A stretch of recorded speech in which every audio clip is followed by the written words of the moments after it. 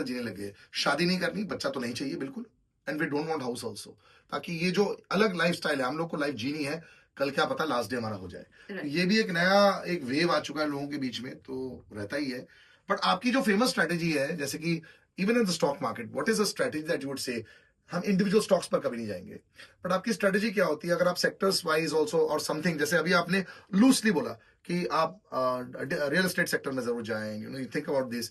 अभी के लिए जो मेरे लिसनर अभी सुन रहे हैं, तो अभी पेन और पेपर अगर वो निकाल के बैठ गए हैं, तो आप क्या बोलना चाहेंगे यार? इनसाइडर न्यूज निकालना मैं सिखाऊंगी। अरे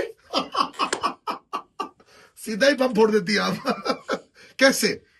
देखिए, seasons and sectors stock market में बहुत अच्छे से काम करते हैं। जैसे अभी विंटर सीजन चल रहा है, तो सिंपली आप मुझे बताओ कि विंटर में कौन से चीजों की जरूरत पड़ेगी। विंटर नहीं, अभी तो ये बारिश का। एग्जाम्पल के लिए ले लो। अच्छा, हाँ ठीक। अच्छा चलो, बारिश के सीजन में जी। आप कौन सी चीजें ज्यादा यूज करते हो? मैं तो सब कुछ यूज करता हूँ, पता नहीं। फिर भी अगर बाहर बारिश है तो बिना छाते के छाते, जाओगे? हाँ छाते, ठीक करेक्ट, है। छाते, गमबूट, रेनकोट, ये सब। तो क्या लग गया? प्लास्टिक। बिल्कुल बिल्कुल बिल्कुल। तो प्लास्टिक के स्टॉक ढूंढो। ओके, ऐसा। ठीक है। आपको सर्दी खांसी हो जाएगी तो फार्मा के स्टॉक ढूंढो।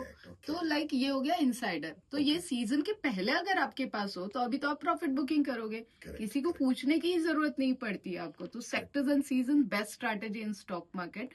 उसके थ्रू अगर आप ऐसे हर मतलब आपके पैसे भी रोटेट होते रहेंगे, हर 3 महीने आपके पैसे रोटेट होते रहेंगे, तो वो करना आपको जरूरी हो जाता है। इसीलिए मैं बोलती हूँ कि बहुत सोच समझ के स्ट्रैटेजीज। मेरा सबसे फेमस स्ट्रैटेजी है जीरो लॉस स्ट्रैटेजी। क्या मतलब हमारा बिल्कुल लॉस ना हो? बिल्कुल लॉस ना हो। कैसे? वो तो उसके लिए आपको मेरी क्लास जीरो लॉस स्ट्रैटेजी का मीनिंग क्या होता है कि आप रैंडमली चले जाते हो मार्केट में। जैसे मैंने बोला, एग्जिट गेट होना चाहिए। Zero loss strategy, future options एक सेगमेंट होता है जिसमें ही सबके लॉसेस होते हैं। तो ये सेगमेंट ऐसे है जहां पे हम लोग 2 मंथ 3 मंथ्स की स्ट्रैटेजीज देते हैं।